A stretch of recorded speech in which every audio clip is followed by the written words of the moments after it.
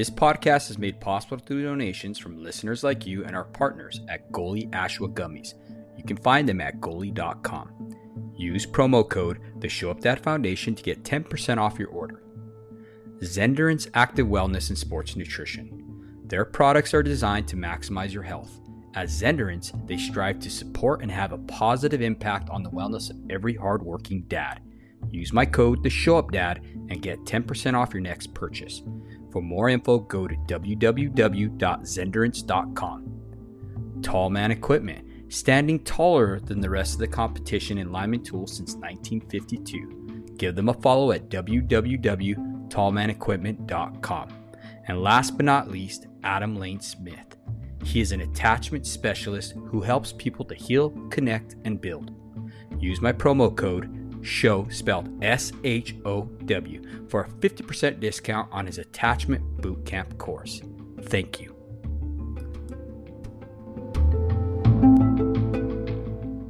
Welcome, friends. In this special episode of Marriage on the Line Lifeline, we dive deep into the transformative power of forgiveness within the context of marriage.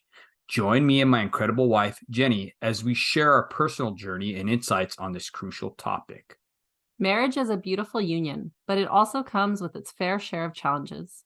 We've experienced firsthand how conflicts, misunderstandings, and hurtful actions can strain the bonds of love. However, through forgiveness, we've discovered an extraordinary path towards healing and freedom. In this first episode of our forgiveness series, we will explore the true essence of forgiveness in the context of marriage. We discuss how forgiveness is not about forgetting or condoning hurtful actions, but rather about finding the strength to let go of resentment and rebuild trust. It's a process that requires vulnerability, empathy, and open communication. So without further ado, welcome to our show. Hey, babe, how's it going? Good. So glad to be here to talk about this really important topic. I'm sure that everybody can relate to this topic. And I'm sure that everyone at some point in time has dealt with unforgiveness or might even still be struggling with forgiveness. So let's discuss what forgiveness actually is. Can you kind of break that down for us, babe? Yeah, forgiveness is all about not forgetting, right? But it's releasing what has happened to you, the traumatic incidents or whatever it may be. Forgiveness is for you. It's not for the other person. Was what I think. What do you think, Jennie? Yeah, I definitely think that you're right as far as that goes. Forgiveness is choosing to let go of a wrong that was done to you that without wanting to repay that person. I feel that sometimes we hold on to unforgiveness or resentment towards people or things or even God sometimes because we almost feel as if it gives us power over them or they somehow will have power over us if we release them of that. But it's not having to reconcile, correct? Not all situations require reconciliation. Absolutely, especially for, like, say, for instance, we've had past guests on who had a father wound, right? Which is a hurt. They couldn't reconcile with their father because he may have passed away or whatever. So for those instances, sometimes you're not capable of being able to go to that person and try to get that forgiveness, right? Right. And also there are some situations where a person is not healthy enough to reconcile a relationship with because they're not willing to deal with their own issues or have accountability for the pain that they've caused you. You still can forgive that person without reconciliation. Yes. Yeah. And that's where it falls back to it's for you, not for them, right? Right. I like to look at unforgiveness as drinking poison and wishing the other person to die. Yes, because that's what it does to you. Unforgiveness will eventually spread throughout your life and poison many areas of your life, especially your marriage. Absolutely. And your close relationships. That's where you start to see it really starts to poison your relationships. So we really have to let go of that resentment. And it's a choice, right? Choose to move forward with compassion and acceptance of that this has happened. I cannot change what has happened, but I can choose going forward to not be a victim, to not let that hold you back, to not keep you in bondage. Yes. Oh man. I think that's a huge point because sometimes we can really get stuck with Mhm. an attitude of looking back and saying, if I only did this, it would have never happened to me, or things like that. And we end up living in the past in that pain instead of walking forward into the good future that we have in store for us or set for us by God. And when you choose to stay in the pain, you just reap that kind of fruit in your life. You're just Mhm. pulling that, like all that dirty fruit back into your present life, but that pain is back there. It's behind you, Yeah. right? So I think that's a great point that you made. Yeah, for sure. It's like, man, I had a conversation the other day with a couple of men, and I told them, I was like, unforgiveness is like us being in a prison, right? It holds us in a prison, but we're the ones who have the key. Yeah. We can let ourselves out of it. Yes. Yes. And sometimes when you go on this journey of forgiveness, when you're dealing with people, we have a tendency to want to go to a person for and tell them we're going to forgive them, but it's with the expectation that they're going to take accountability. And not everyone is going to take accountability. You can still forgive somebody without them having to take accountability, Yes. right? I like what Pastor Craig Castor said. He said, forgiveness is not fair and it is not just. Right. And also, we have received forgiveness from a great God Hmm. that is giving it to us unjustly. Like we don't really deserve it. And that is a great model of what we should emulate here on this earth. Absolutely. Plus, not even, let's take that a step forward. How about for our kids? What are we showing our kids when mother and father are fighting and holding grudges against each other, but yet we're telling them to forgive their siblings when they steal their toy or hit them or call them a bad name or whatever, you know what I'm saying? Yeah. So it is about modeling. Yes, absolutely. I think too that we really need to set up some healthy parameters around forgiveness Hmm. because especially in the context of marriage, if you are still in relationship with that person, like the unique relationship that marriage is, it is important that the other person does take accountability Hmm. in order to reconcile your relationship and for both parties to be working on it. If one person is just a doormat and always forgiving harm and the other person is just moving forward, just, you know, causing a mess in the marriage without any accountability, that can be very harmful to people in the marriage. So we don't want to see those types of situations either. No, I think that would be bad to see that happening in any relationship, you know. Yeah. Um, I think with couples, we have an expectation, right? How do expectations play into unforgiveness? I like what you said about how we expect something, right? Hmm. When we're asking for forgiveness or whatever, or we expect that person to change or whatever. How is expectancy detrimental in forgiveness? Well, I think as far as that goes, we just really need to have an understanding that you're not responsible for the other person's actions. Mm, They are choosing to act a certain way, for one. mhm. Also, if you have unspoken expectations that you haven't discussed with your spouse, and then somehow you are holding an offense against them Mhm. because they didn't meet this expectation that they had no idea about, and that turns into undealt with anger and then unforgiveness and bitterness and resentment, that definitely needs to be an issue. So I think it's a two-part thing. Mhm. One, the person that has expectations needs to talk about the expectations they have with their spouse. Two, we need to be having appropriate and healthy boundaries 3, we can't control our spouse. We need to understand that our spouse is their own person. Mm-hmm. They can choose for themselves, and you cannot force somebody to change. No. And you cannot do the work for them. No. No, and I like that you said that we cannot force them to change, because a lot of times we go into forgiveness thinking that, well, hopefully, if I show that I forgive that person, or if I even go to that person that I harmed and I say, I'm sorry. How many times have we've heard couples that the person, the offender, is always consistently saying sorry and never putting applicable life change to it behind it, Yes. right? Yeah, there is a huge difference between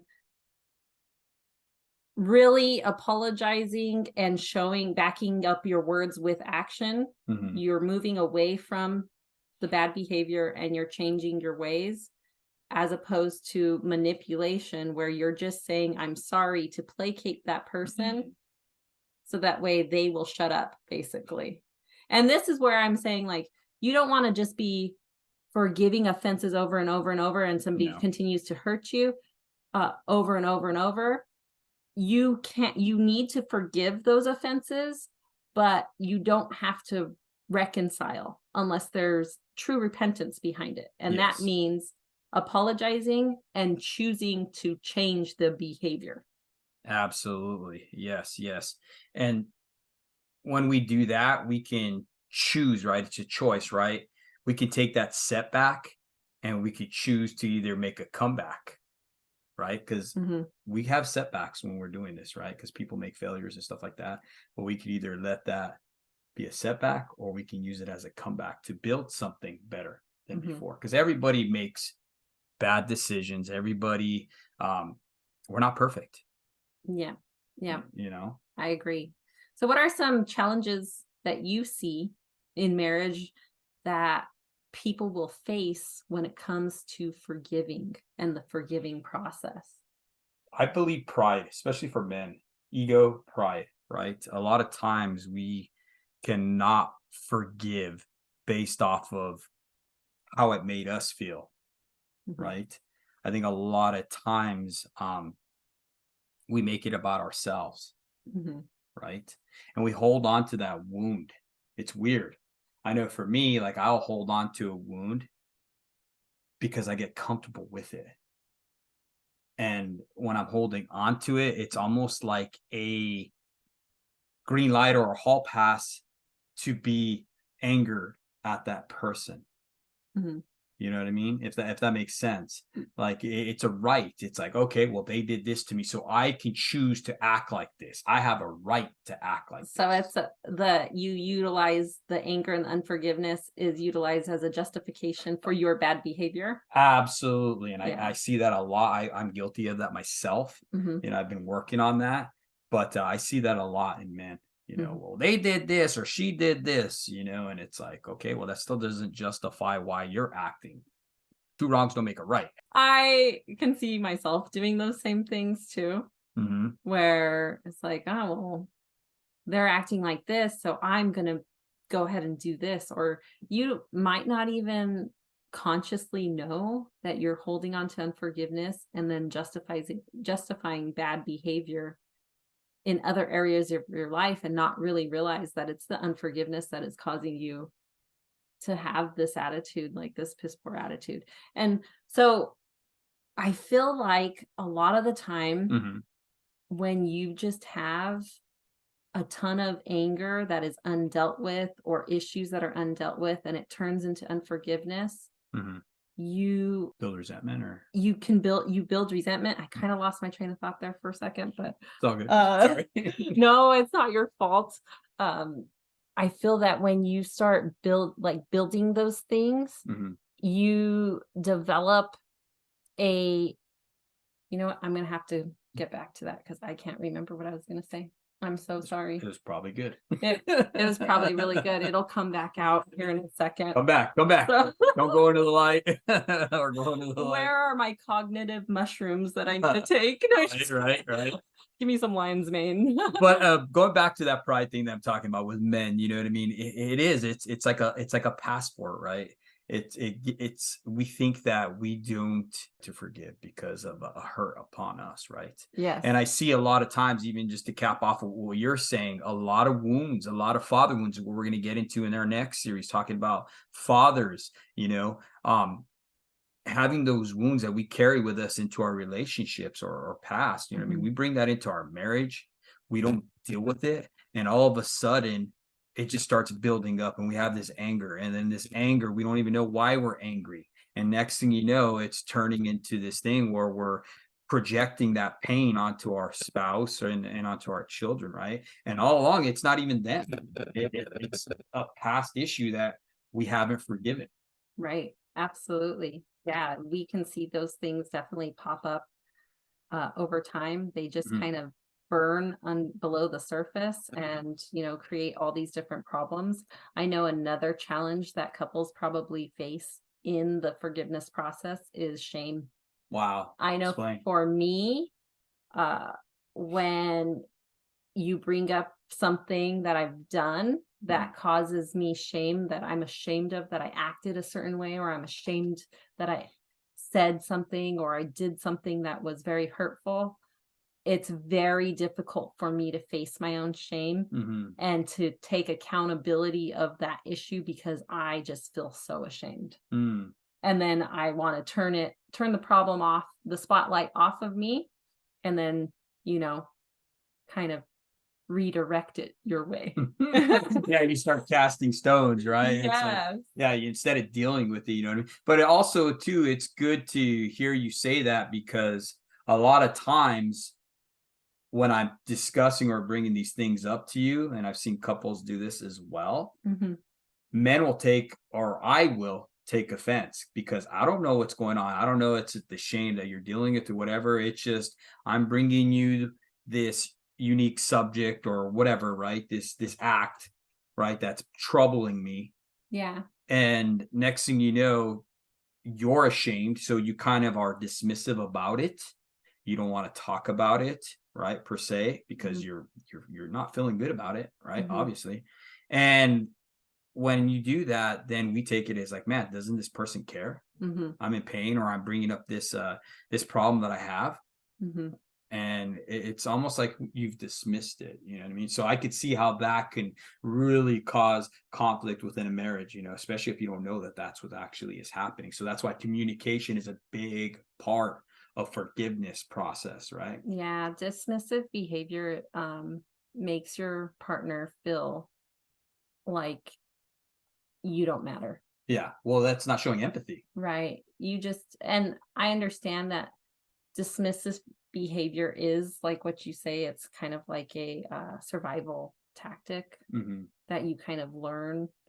Like you want to redirect the conversation back onto the other person, or you dismiss the feelings because you yourself can't face your own stuff. Yeah.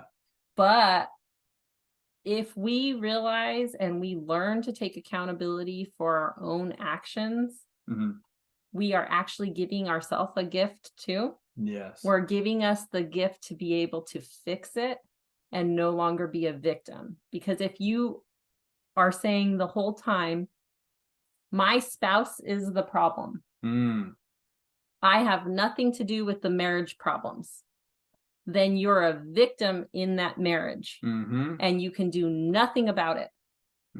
You don't have the power because you can't change your spouse. You can only change yourself. But if you say, I have done some things that are hurtful and done some wrong things, and I am choosing to change, you just gave yourself the ability the power to change your life. And if both spouses in the marriage choose to do that, to take accountability, to treat the other person with empathy, and to work on themselves, you both now have the power to change your situation instead of being a victim. Yeah, because that victim mentality, man, it's bad. It's torn up more marriages than anything I've ever seen. Yeah, it's so easy to say you're the problem. Yeah, because then the light's not on you. Yeah.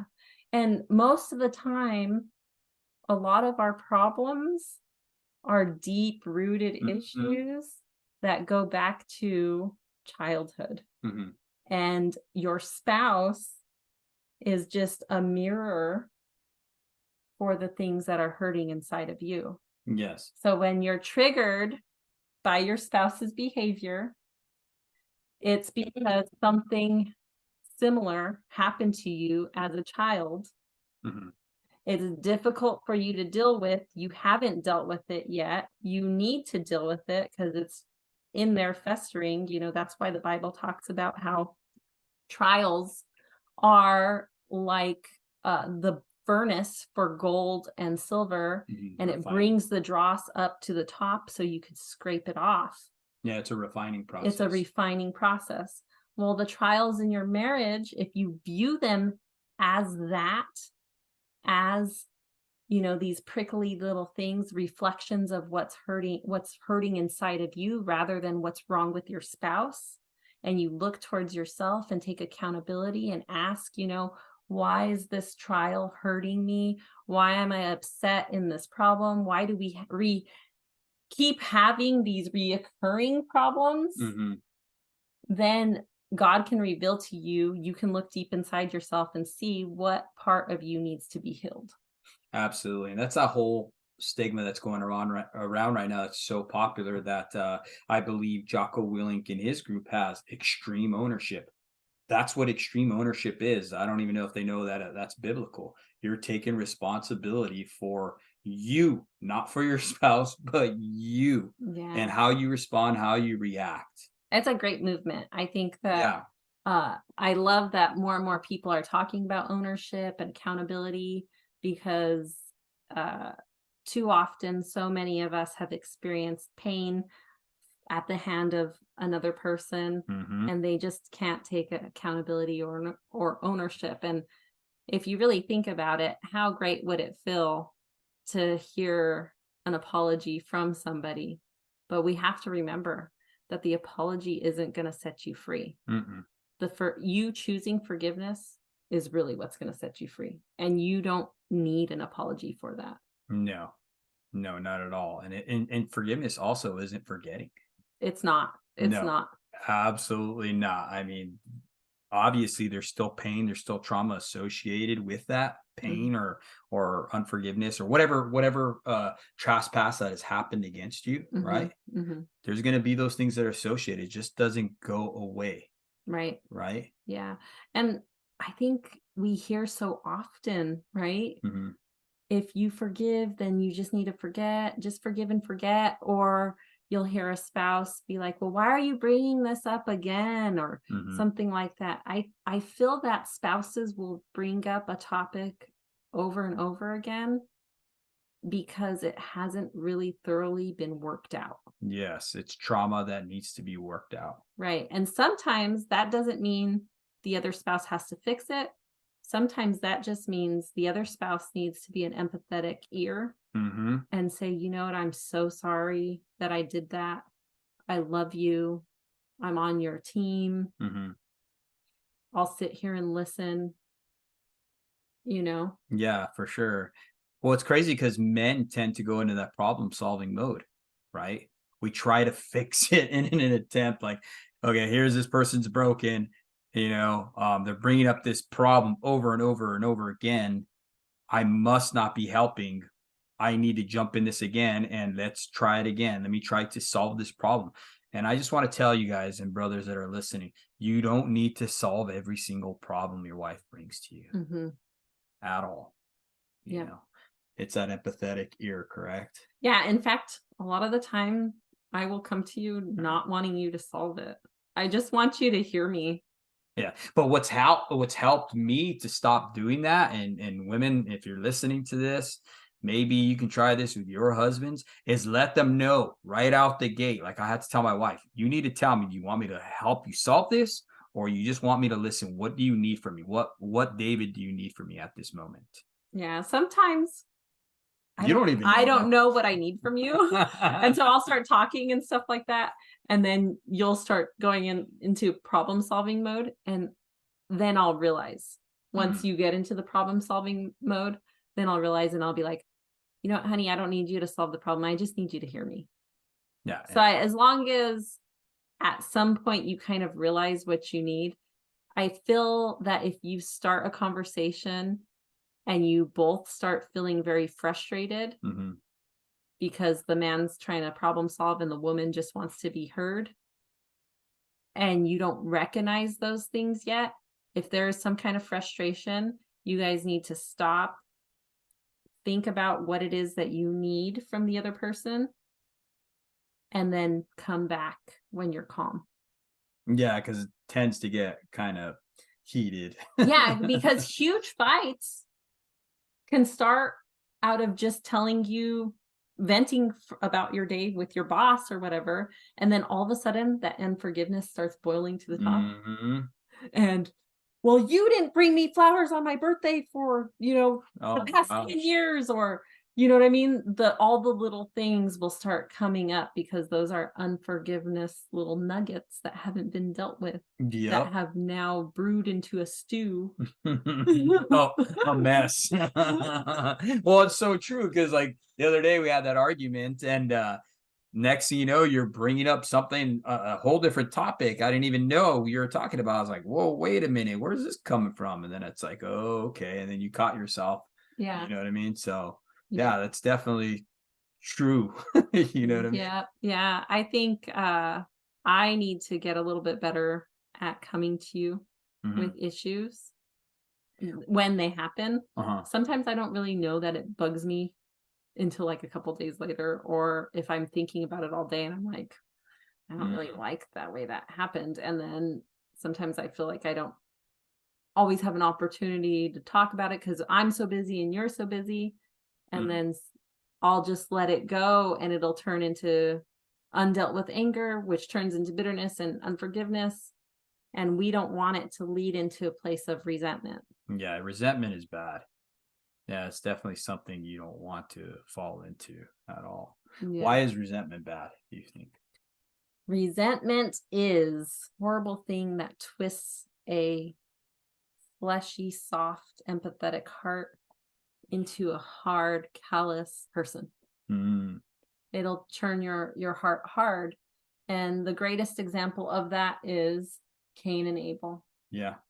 And resentment is basically when you hold an offense towards somebody because you felt they did you wrong, Mm-hmm. and it turns into you wanting to make them pay. And you might not even realize that you want them to pay because you might not be doing things outwardly, but in your mind and in your thoughts, if you're really honest with yourself, you're in resentment because you're thinking about life without that person, or you're hoping they'll die, things like that, because you're angry with your boss or stuff like that. Yeah, you definitely are entertaining thoughts. That's what the Bible says, to take all thoughts captive, Yes. right? Because when you're listening, and let's face it, you basically are listening to demons. Mm-hmm. That's what you're doing. You're listening to all the bad things. You're focusing on all the bad things that have happened in your life instead of letting those things go and forgiving those things and trying to move forward in your life. You're allowing yourself to stay stuck in that position to where you're replaying over and over and over again. And that's what hardens your heart. Your heart starts getting these layers, this hard rigidness around your heart, until finally you're shut off. And I've seen that even with couples, to where they come into counseling or whatever, they ask the husband, how's it going, how's your marriage, and the husband's completely happy and excited about that. He's like, oh yeah, our marriage is going good, we stopped fighting, she's not arguing with me at all. And next thing you know, we ask the spouse, well, how's it going for you? And she's like, I want a divorce. Right? That's a dangerous place to be. That's resentment at its worst right there. Mm-hmm. What has happened in that situation is that she finally has given up hope. Your wife is fighting for that marriage. And that's why she keeps bringing up these issues that keep coming up, because she wants change. And she finally gives up hope. And that's why there's a silence there for a while. It's not that the marriage got better or anything like that. what it is she has given up hope, and a wife will check out mentally before she checks out physically. Mm-hmm. So the man thinks that it's good. Meanwhile, the wife is like, I've already moved on, brother. Mm-hmm. And it is so devastating to see that look on a man's face when he hears those words. Mm-hmm. What do you think? I think a lot of guys are blindsided. Yeah. And a lot of men start working on the marriage too late, unfortunately. Mm-hmm. I feel, I'm not a man, but just from our conversations, that when a woman brings up issues that she wants worked on in the marriage, sometimes a man will take it as a personal offense against themselves. Mm-hmm. And that's why they don't want to talk about it. Whereas the woman is really just saying, I love our marriage. I love you. I want to spend the rest of my life with you, but we have some problems. And I can't go on living blinded to those problems because those problems hurt. And I need you as my partner to help me work through those problems. I think a lot of times, though, when, like you said, the man takes an offense to that, right? When you bring it up, I think a lot of times men know that they need to make a change. They just don't know how. And when we don't know how, because of pride or ego or whatever, we feel ashamed. Mm-hmm. We need help. Mm-hmm. And I think that's where we need to put down that pride and be like, look, I understand that I have these issues. I understand that you're bringing these issues up to me. I just don't know how to fix them. I think if we're able to humble ourselves in that aspect, instead of taking a shame or taking an offense to it, because I know I used to take offense all the time. You bring something up to me, it was so painful or hurtful, or I felt very ashamed that I did that or acted that way, that I would just have to get louder in an attempt to shut you down because I didn't want to hear it.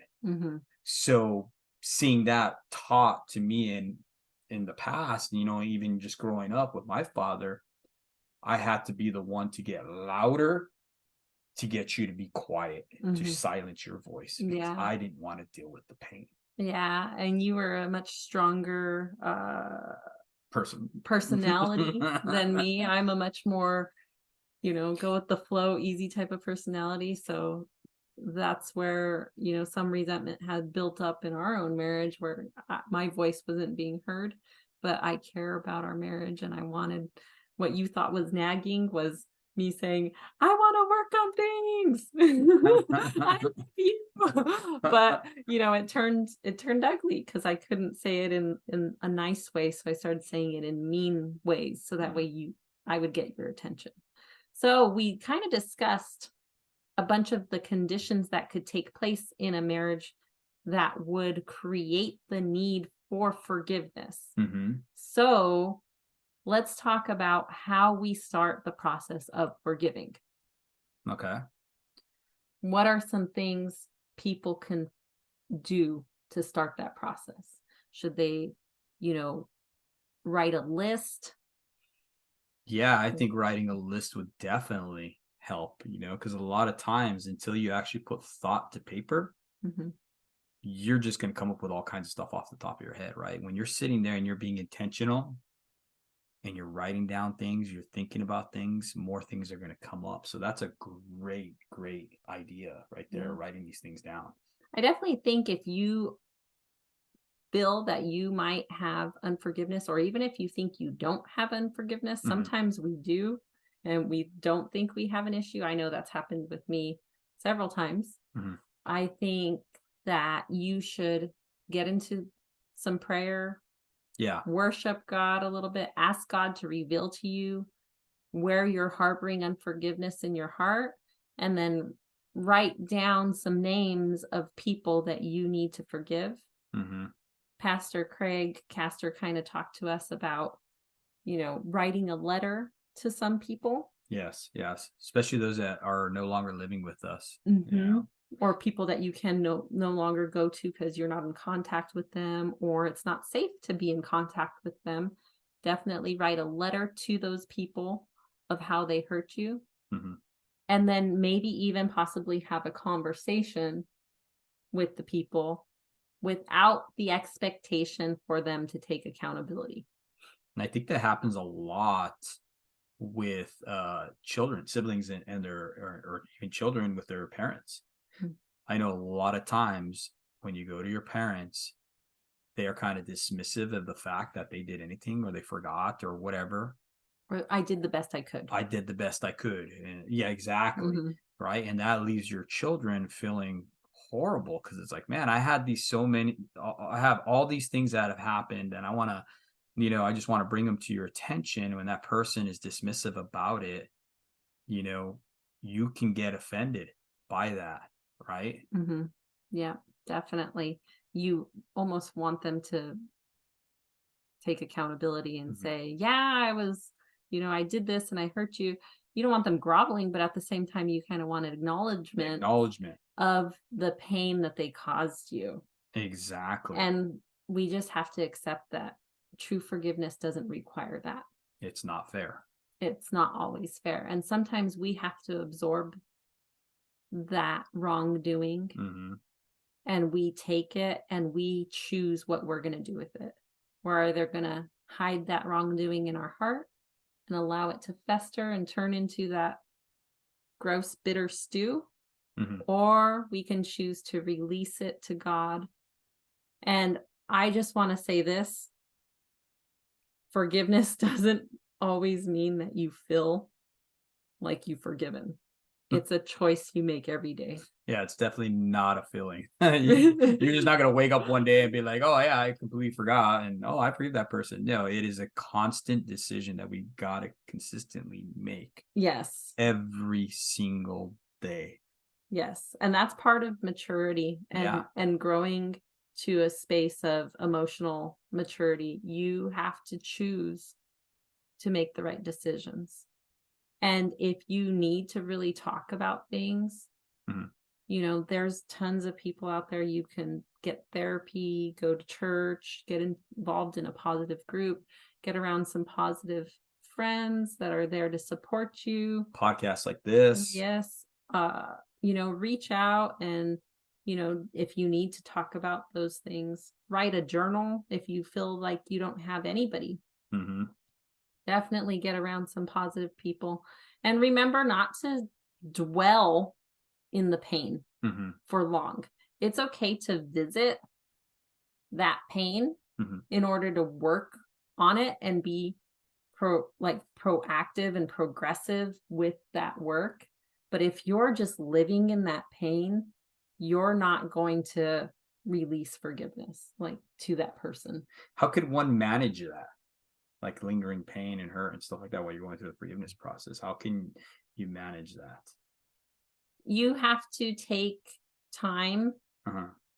to process the emotions, but you kind of need to, I would suggest scheduling it. Scheduling. So say, for instance, if you're still dealing with a lot of pain regarding a situation Hmm. and it's in your marriage, I would say take some time to journal a little bit every day to Hmm. process your pain, and then ask your spouse if you could talk a little bit about it for maybe, set aside like a half an hour. Say, hey, can we talk about this just for a half an hour? I'd love for you to listen to me.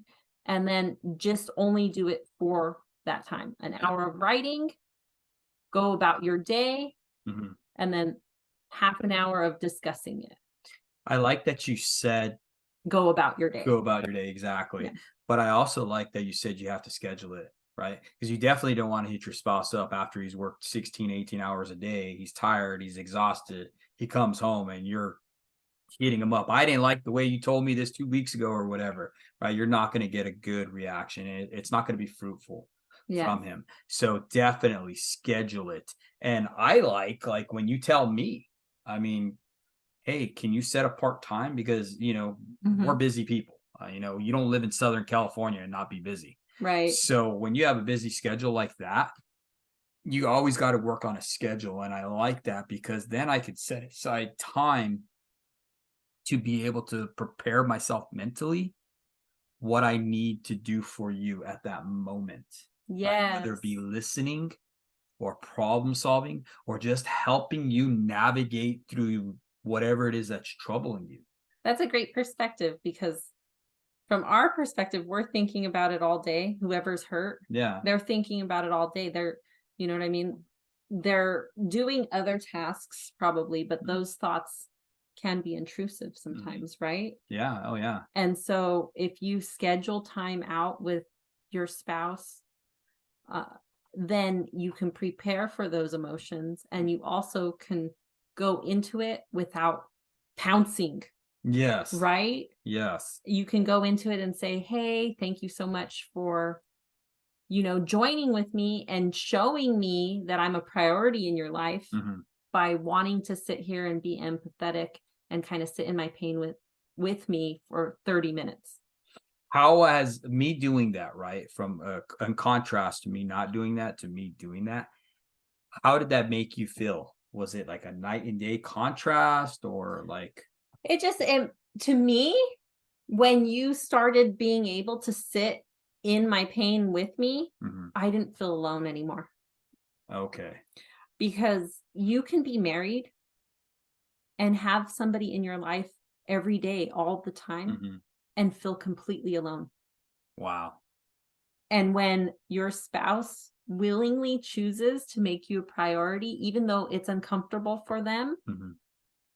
but they're saying, I'll push through and I'll do this with you, uh, and just allow that person to kind of talk, Mhm. it makes you not feel alone. So do you feel being a let's say for a stay-at-home mom or for the brothers that have their families or wives at home while they go and work a hard day or whatever in this trade, do you feel that them being alone and then their husbands not communicating with their spouse or giving them that time to be able to vent like that, couple like that, so it's like a double whammy, right? Of aloneness For both for people, both people, right? I feel that when both people feel very alone, Mhm. you end up outsourcing your you start utilizing other methods to anesthetize the pain. Mm, So when two people aren't coming together regularly to fight through their trials and work together as a marriage and suffer together and hold each other up in mhm. moments of hardship and stuff like that, you'll find that both couples will have their own coping mechanisms. Yes. One person, like the man, will probably have some type of hobby that just totally, he's very majorly into, Yeah, right? focused on, yeah, definitely. So focused on, will choose that over spending time with the kids and the family and stuff. And the woman will probably most likely be so enmeshed with her children Mm, and her work or whatever, that she doesn't that's where she gets like her, good feelings or from, and dopamine, it yeah. just kind of like, you know, ices over all that pain. You don't have to face it. But if you guys actually sit together Mhm. and talk about the pain, because I know a lot of the time you'll come to me too. You need it too. Oh, for sure, yeah, it's like a dopamine hit for me. Seriously, Like, like, you need to be with me and talk with me and connect. connect. You'll tell me, like, let's go for a walk, because you know that we'll get undivided attention to talk. Especially with children, you know what I mean? Yes. You sometimes you guys need to prioritize your marriage, and come together and reconnect with your spouse, you know what I mean? Because you're not gonna be the best version of yourselves if you guys are not connected. When you start feeling that degree of separation, Mhm. that's when the children start feeling it. Mhm. You know what I mean? The children aren't blind to what's going on within the marriage. They know and they see and they even feel when there's an atmosphere that's thick, right? A heaviness. Absolutely. Yes. You know what I mean? So it actually behooves you to have those connections with your spouse, whether it be on a walk or even a talk or scheduling, like we discussed, right? Mhm. When we can come together and try to be the best version of ourselves we possibly can be for our families, right? I definitely want to say this. If you are going to schedule time to discuss your pain with your spouse and your spouse has caused some of that pain to you, Mhm. refrain from attacking them Ooh. as the person. Yes. Wow. Only discuss the pain that you have felt. Do not attack them, because it makes it an unsafe situation, and your spouse will not want to sit with you in your pain. Absolutely not. When you come and you're finger whipping me, there is no way in hell, excuse my language, that I want to sit there. Nobody wants No to one. sit there. Yeah. If you hurt me for whatever reason, and I'm telling you, I'm dishing out the insults, Oh, and I'm telling you that you are an incapable father, or you just, are horrible and all these things, you are not going to want to sit there with me. no, absolutely not. And that's abuse. So why It- would you? We don't condone that at all on Right. both ends. You know what I mean? Yeah, definitely. So I would say, if you're going to have these conversations, you want to stick with discussing your own pain, and say, if that person did something to you, say, when you did this, it made me feel like this. Yes. Instead of, you always do this to me every single time. You can say, yeah, if there is a pattern, say, I have recognized that there is a bit of a pattern.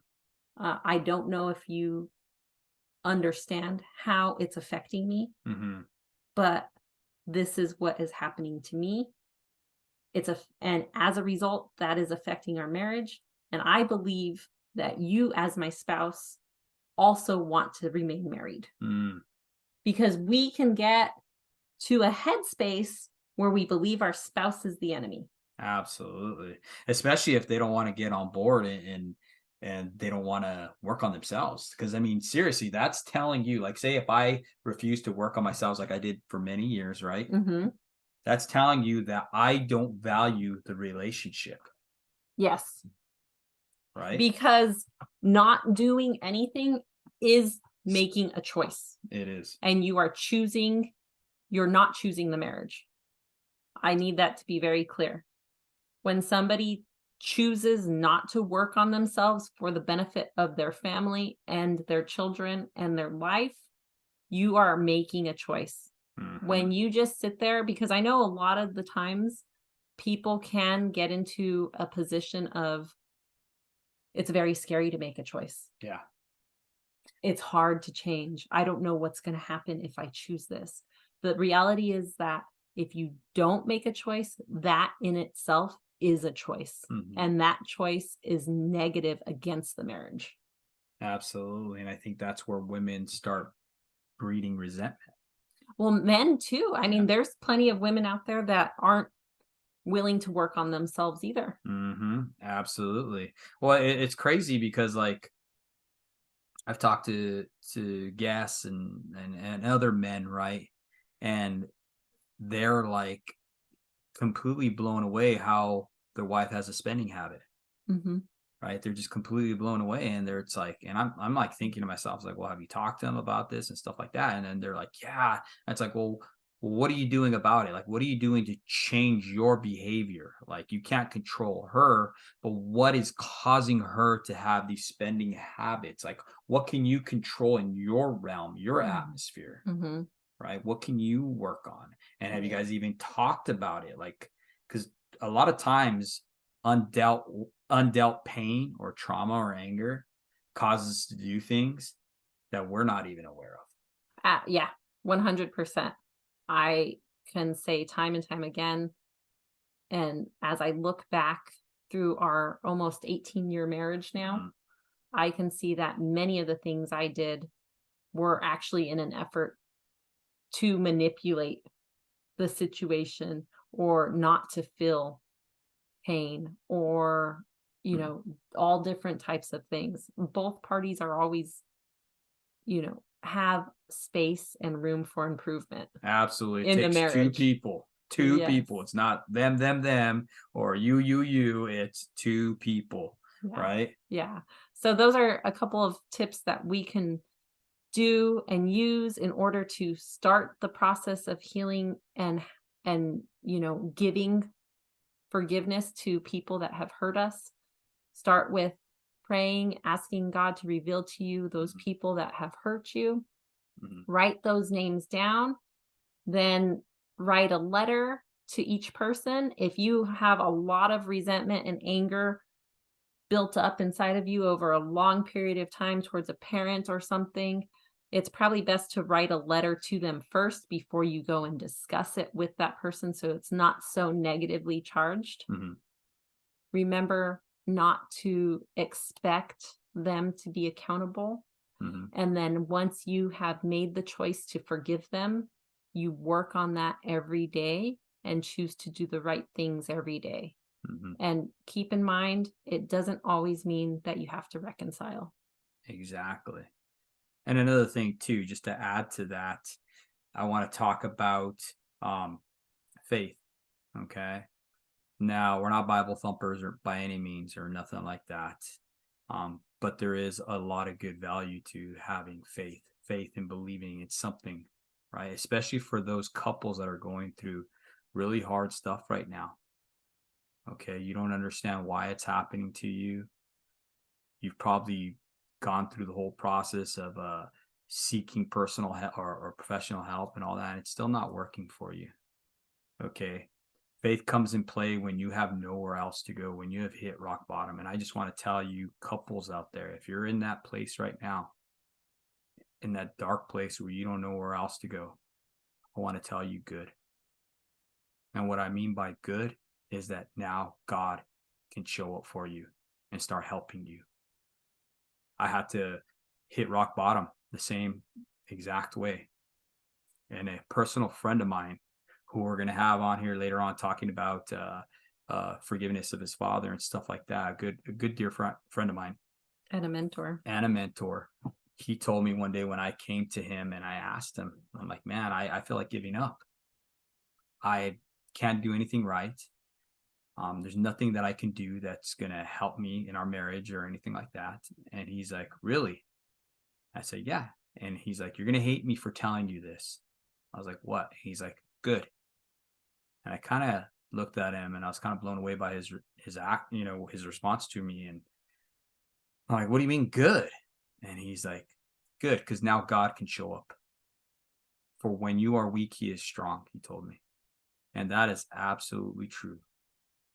So no matter where you guys are at in your relationship right now, God will never leave you nor forsake you. But you need to start making choices, right? The right choice. Yes. Yeah. And just to kind of piggy back on that, keep in mind that when we make bad choices, we are not exempt of the consequences of those choices. And I know God is amazing and he is great and he can work miracles in our lives, but sometimes there are consequences we do have to face because we chose bad. And that's where accountability can really help us heal and can help those that we've hurt heal. And I also just want to let you all know that if you enjoyed this topic of unforgiveness and want to hear more about it, we are going to do a few more topics regarding unforgiveness. Like David said, we will have a podcast coming up here about forgiving your father. Mm-hmm. We will actually do one on forgiving God. I have story regarding that and my chronic illness that I've experienced and a lot of the pain that I've suffered in my life, and realizing how much unforgiveness I actually had towards God and the shame of actually having unforgiveness towards God. And I also want to say that we are going to do a talk about affairs and how affairs can be a result of resentment. Yes. And how to forgive in an affair and when it's appropriate to reconcile if somebody has had an affair in a marriage. So stay tuned for those episodes that will be coming out here in the near future. And yeah. Yeah, and if you guys haven't checked out our shop, as you guys know, we are a nonprofit 501c3. So we have all this cool swag and gear and stuff like that my wife has created in our show up shop. And check it out, man. There's some really cool stuff on there. There's shirts, there's mugs, there's onesies, there's baby blankets, everything possible. All proceeds go to helping us support our ministry. And we thank you guys for listening. And remember, don't let your family's pain be predicated by the choices you make. Thank you.